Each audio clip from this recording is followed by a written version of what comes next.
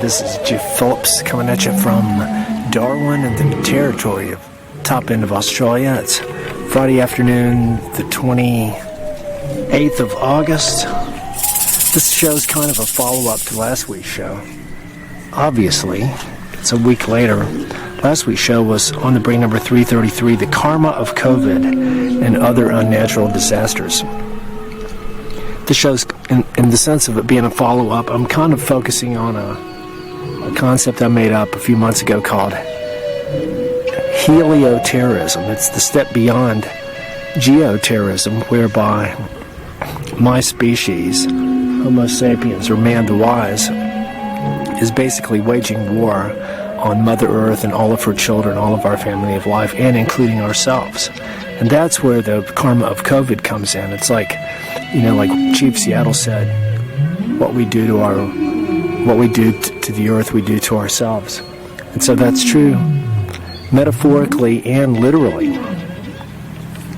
So when you look around at all the stuff that's happening, almost all the bad stuff in the world is being done by humans. And another level to the whole karma thing is that a lot of the stuff that's being done by humans, that's being foisted on other humans, is actually in disguise, as it were. It's being foisted as, in the example of COVID, as biomedical remediation. In the name of climate change, it's geoengineering to modify the weather or climate to compensate for all the noxious carbon dioxide emissions we continue to emit, and that kind of thing. And so many people believe all this stuff. And so that's a form of the really negative karma in itself, is for people to be walking around perfectly happy, believing in the biggest lies ever foisted on humanity. So what I'm looking at in today's show, first of all, I'll just give a few comments about my being here in Darwin. It's been, I guess about 2.5 weeks that I've been here. Not less, 2 weeks and 2 days. And it's a very different environment from Tasmania. In many ways, I've got a really good situation. I've got a nice place to stay. Actually, it's my own house right now because my friend is back in Queensland having returned to deal with the health of one of his dogs. And that's really where he lives anyway. So pretty much got the house to myself, and I've been doing a lot of watering all the shrubbery and the lawn and the plants and nurturing my go-to koalas. And we sort of gave up on the swimming pool. Nobody ever uses it anyway, so I just go in my big swimming pool called Mother Ocean. I'm sitting out about 200 meters from her right now. And, but yeah, the weather's a lot warmer here than it was in Tasmania. For the last month I was there, I saw ice with 0 or sub-zero temperatures almost every morning for the last month I was there. Whereas here, it's been getting up to about, like right now, it's quite pleasant. It's probably about 27 degrees centigrade right now, and maybe about 18 in the mornings, maybe about 32 at the hottest part of the day. I think they said it was 35 yesterday. Now, yesterday they were they were observing that due to the combination of heat and winds, that it was a once in every 5 years catastrophic fire warning situation. And so I think there was a couple of small fires, but nothing major. But this is still, it's not even September yet. Last year, I think the earliest fires started in Queensland that were pretty big, I think back in August sometime. But it was really in September and October when they really got going down in the Blue Mountains. And so we've got all that. I have to compliment Scott Morrison, the Prime Minister of Australia, for, at least on the surface, the appearance is that he's been behind, or some kind of faction or coalition that he's associated with, a movement or to create some new legislation that empowers the federal government to disband or make illegal or undo agreements that states of Australia might have undertaken or undergone with foreign governments. Specifically, they're talking about Victoria signing on to the One Belt, One Road initiative of China. And it's pretty clear that the whole lockdown coronavirus scenario in Victoria has a lot to do with that. So anyway, if it's really what it's supposed to be, it's a good idea. But like I observed on Facebook today, if you're going to look at foreign governments in Australia, you need to look not only at the influence of the USA, of the UK, of Israel, and China, but also the influence of the Australian government in Australia, which until 180 or 150 years ago was lived in only by maybe 1,000 different language groups of indigenous Australians, many of whom are still here. And the government of Australia would totally be a foreign government to them.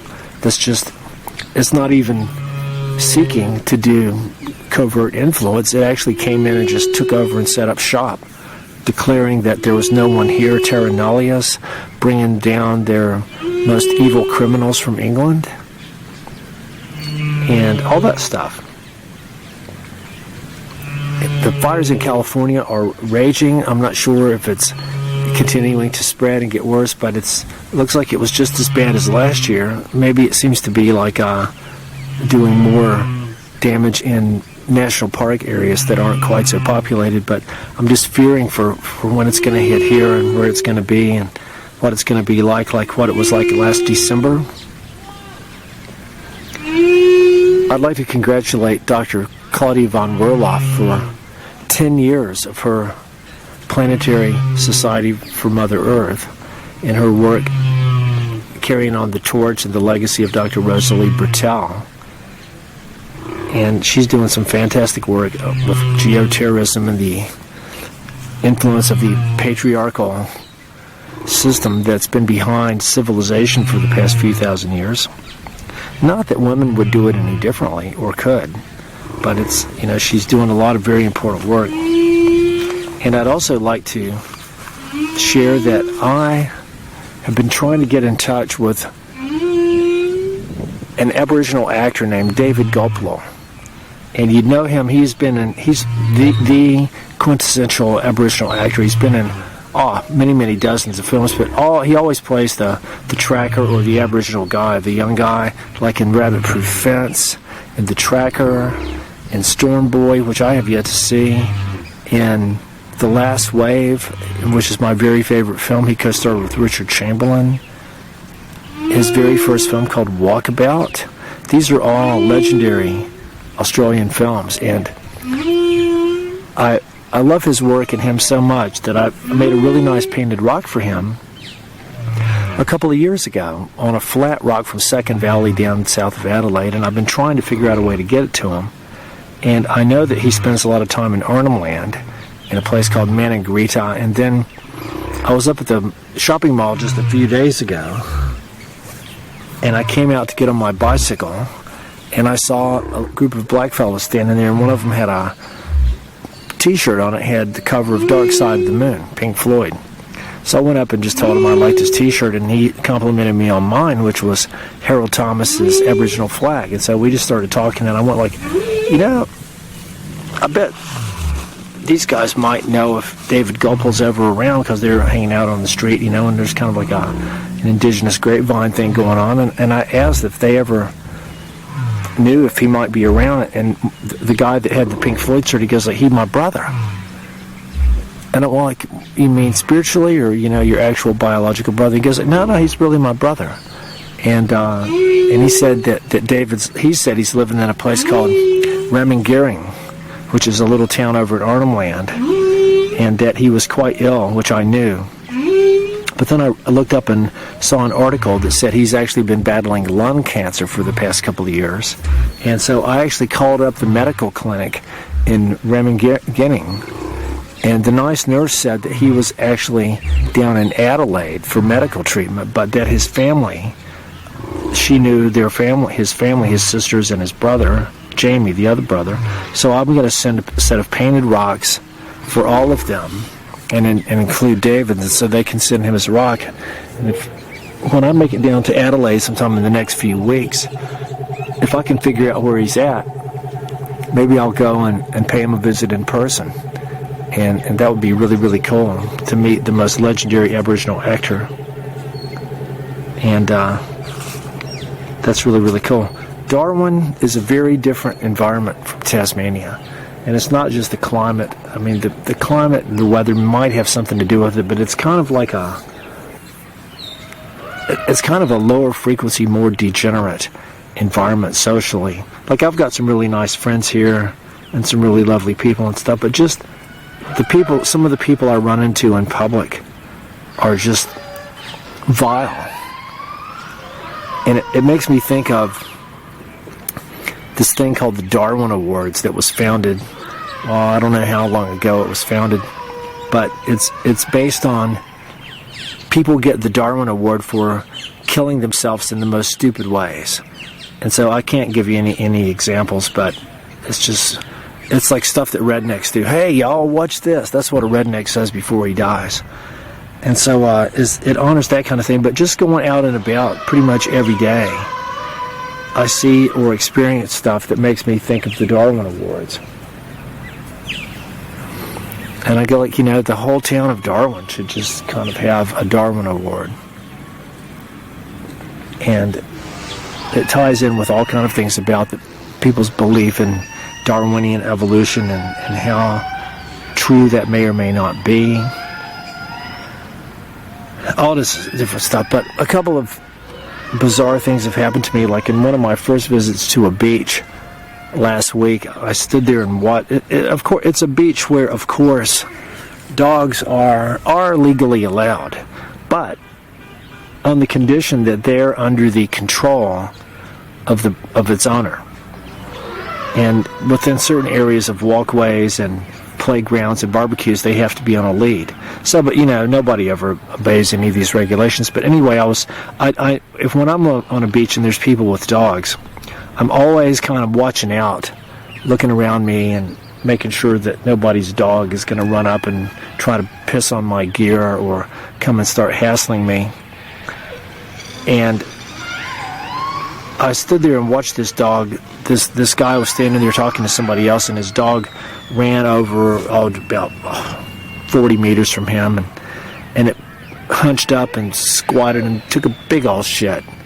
And the dude, it just left it sitting there. He didn't go pick it up like he's supposed to.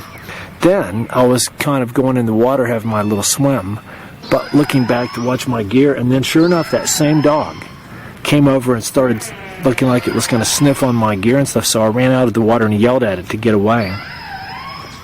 And then later on, that dude came walking by, and I didn't walk over to him, but he kind of started walking towards me, so I walked over and I started reprimanding him for dereliction of responsibility. Like I said, dude, I stood there and watched your dog take a big shit and you didn't pick it up, and then it ran over here and started acting like it was messing with my gear, and he goes like, what would it do? And I go, but piss on my gear? What do you reckon? And then he tried to justify it all by saying, but this is the territory, this is Darwin, as if that kind of stupid fucking behavior was okay here. So that's an example of the mentality of here. There's a lot of people like that. But an even more bizarre situation was I was riding my bicycle down the street, well, actually down the sidewalk, which in that stretch of the road, the sidewalk and the bike path are the same.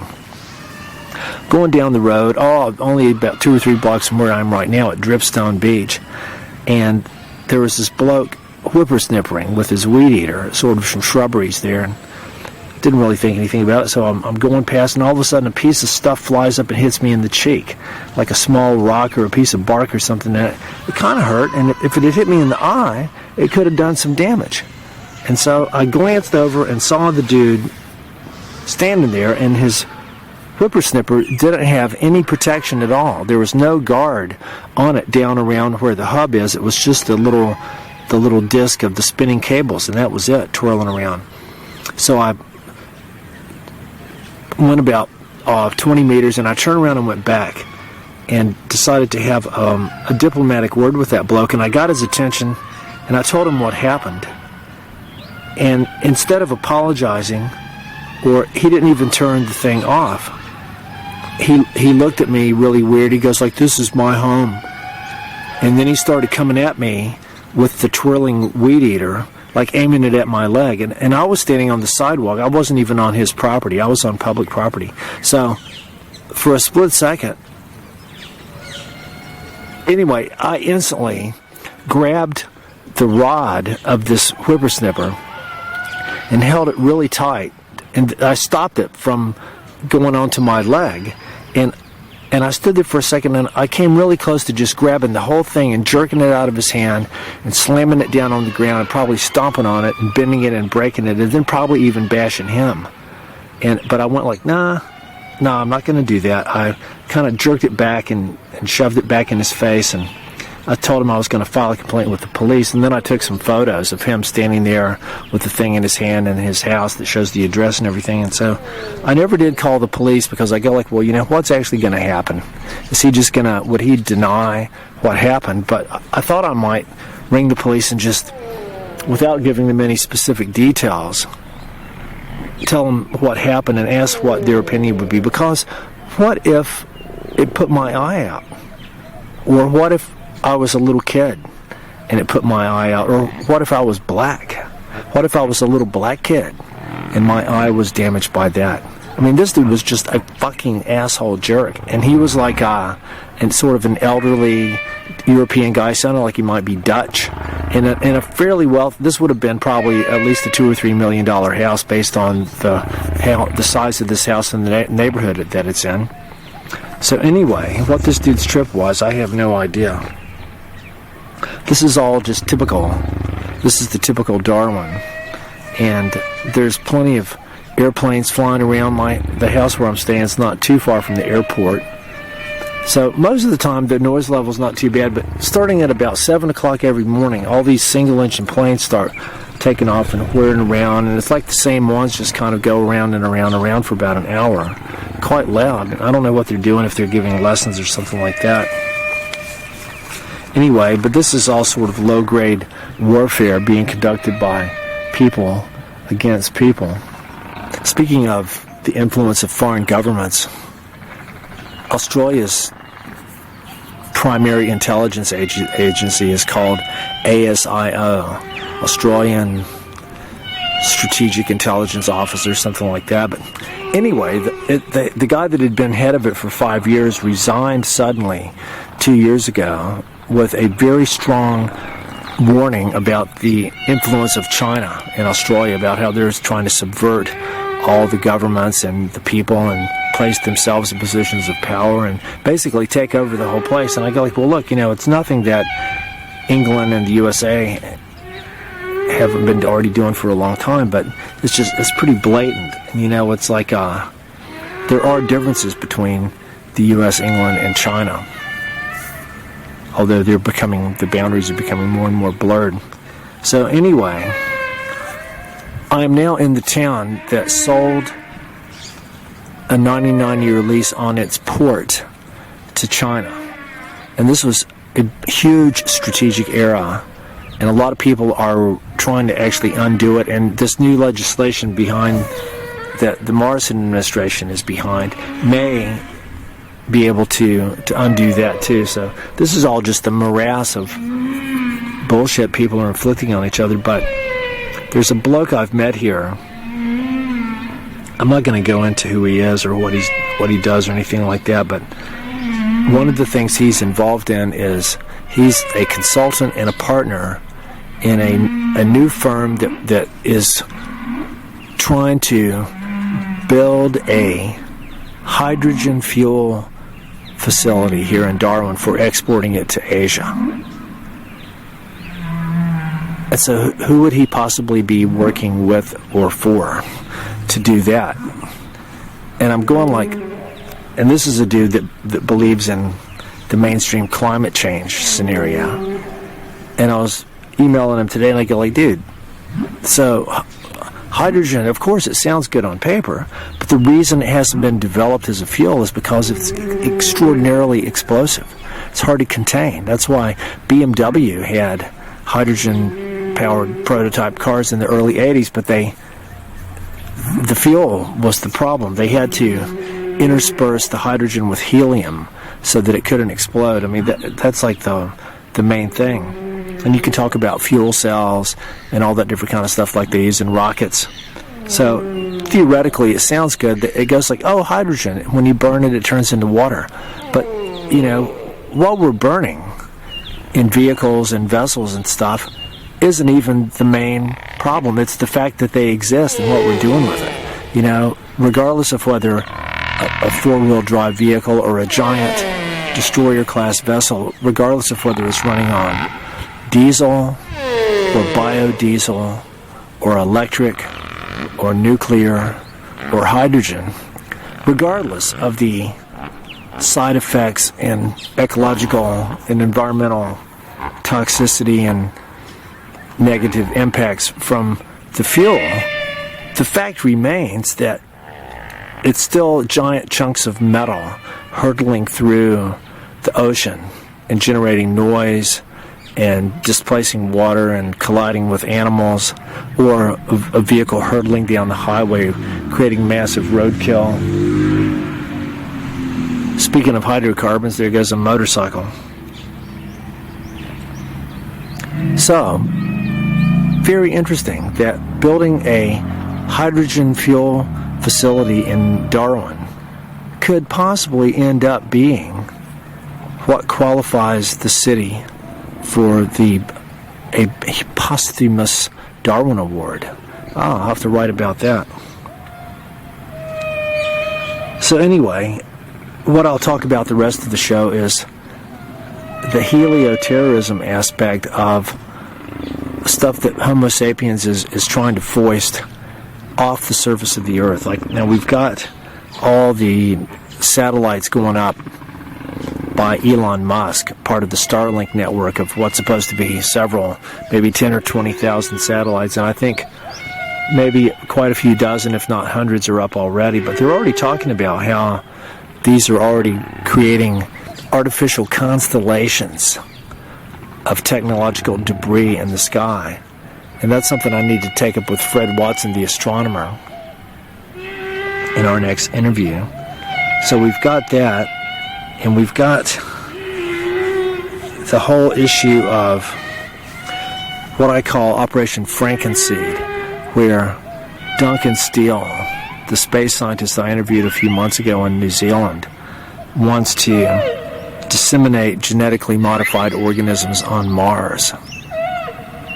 And he's writing a book about it, and the dude is a kook, but a very well-respected and influential kook with Australian security clearances, connections with Lockheed Martin, with Rocket Lab, with Oak Ridge National Laboratory. The company he works for on the South Island of New Zealand specializes in analyzing satellite data, but one of his fellow researchers is from Oak Ridge National Laboratory, which was not only a hub of the Manhattan Project, but in the world of today, it has one of the biggest supercomputer networks in the planet, and it's known for its work with CRISPR gene editing technology and the creation of genetically modified organisms. So, what they would send up there is a whole story in itself, and why. And this is in direct violation of every planetary protection protocol that serious scientists like astronomer Carl Sagan always warned and specified about. They even challenged, even back in the late 50s, they challenged the official body that was creating sterilization regulations for saying that they weren't strict enough. So we've got all these probes going into space, all these satellites, we've got things landing on Mars and comets and asteroids and invading these fellow beings, but we've also got things bringing stuff back. And so what kind of sense does that make? This is just, it's sort of like the early phase of asteroid or comet or moons of other planets mining, bringing back small amounts to see what it is. I hope it doesn't have something that spreads outside the isolation facility. But it's a whole world of literally helio-terrorism that's unfolding due to our infliction of our intelligence on the rest of the solar system. Like I've said before, I think that this kind of thing may be the straw that finally breaks the camel's back, as it were, in terms of Mother Earth's tolerance of our species. It's very interesting to think that I guess you could call it the radius of contact, because in the movie Contact, based on the novel by Carl Sagan and the film starring Jodie Foster, where they discover a radio signal coming from Vega, and it contains the instructions on how to build a device. When they build it, and then she goes through it, and she's transported into this other dimension where she encounters the alien beings who take on the form of her dad, who's dead. And they just let her know that the main thing was that they showed that they exist. So contact was initiated. But in that movie, it showed that the Vegans, what they sent back to us as part of their initial message, was the first thing that they received from us was the 1936 Berlin Olympic Games, which was the first internationally broadcast televised signal, the most powerful audiovisual signal that had yet ever been emanated on the planet. And so in 1936, it left out from Earth going in 360 degrees or more, a spherical emanation. And so they received it. And so at the date of the contact would have been 2 times the distance of Vega to the sun in light years, assuming that they replied more or less instantaneously. So the radius of contact now would be that wavefront of the Berlin Olympic Games would now be about 84.5 light years out, going in every direction. So we could create a map that would show how many bright stars and other objects are within a spherical radius of 84.5 light years, and see who might have detected us by then. And then we could also have smaller radii that would be the radius of the pilot episode of Gilligan's Island, or the Beverly Hillbillies, or I Dream of Jeannie. We could define spherical regions of our local universe in terms of the boundary at what they would have received from us by then. Very interesting. Could be a cool computer generated thing. But anyway, the sun's getting low. I'm going to go out and have my little careful dip on the edge of the ocean, making sure there's no box jellyfish there or crocodiles. And I don't think there's going to be anything like that for a few more weeks. It's not even September yet. They did say someone got stung by a jellyfish at Night Cliff a week or 2 ago, but that was kind of a fluke. I'm very careful, and I continue to watch this really cool TV show called The Saint with Roger Moore. And last night he was introduced as the fatally magnetic The Saint, Simon Templar. So I won't say that I'm fatally magnetic, but definitely magnetic. But anyway, this is Jeff Phillips Wefferson signing off for On the Brink Radio. If I sound a little slow, it's because I'm kind of in the slower regional vortex of Darwin now. I've dropped down in frequency. Plus, it's a bit warm. but I'm getting a lot done. There's a lot of my body's. I don't have to spend 10 minutes putting on cold weather gear, so it's quite nice, and it's not windy. And there's heaps of these beautiful birds called Brahmini kites flying over. There's a couple right now, not like I saw last week, but beautiful casuarina trees. There's been a few fires, but none were too close to us here. But I'm just praying that this season is not going to be like last year, and this is going to be on top of all the COVID-19 bullshit, which is another whole unnatural disaster in itself. Anyway, many thanks to Jill Stanley, UCY TV, all my friends and family everywhere. Keep it on the road. Live simply so that others may simply live. And may the force of life and love be with you always. Good day.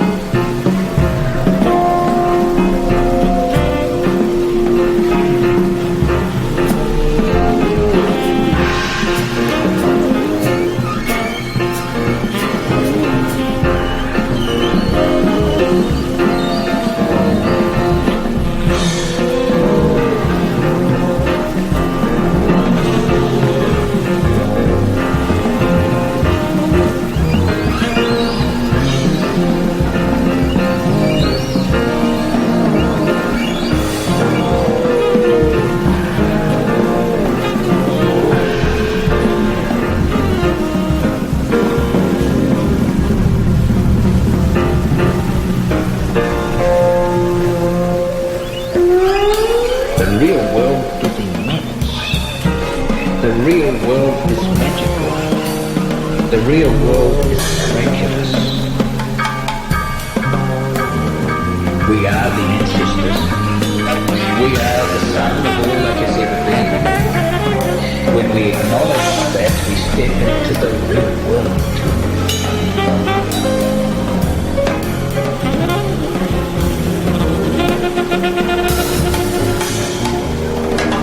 We live in an age of incredible change. An age of the mind enshrined. An age where science begins to unravel the very strands of life. Where science pushes out into the mystery of the stars. The scene of the greatest crossroads reached by humankind. A moment of wondrous opportunity that opens